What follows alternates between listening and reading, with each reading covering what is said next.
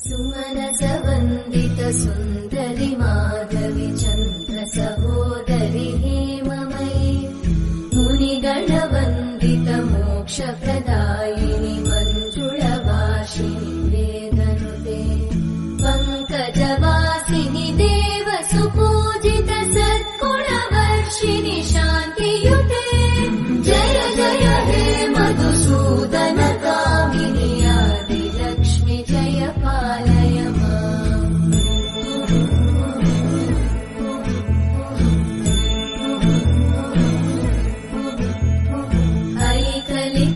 ऐकलिकल्मषनाशिनि Kamini वैदिकरूपिणि वेदमयि क्षीरसमुद्भव मङ्गलरूपिणि मन्त्रनिवासिनि मन्त्रनुते मङ्गलदायिनि अम्बुजवासिनि देवगणाश्रितपादयुते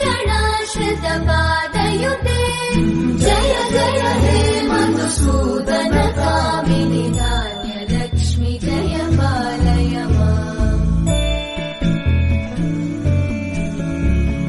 Jai वरवर्णिनि Vaishnavi Bhargavi मन्त्रस्वरूपिणि मन्त्रमयि सुरगणपूजित शीघ्रफल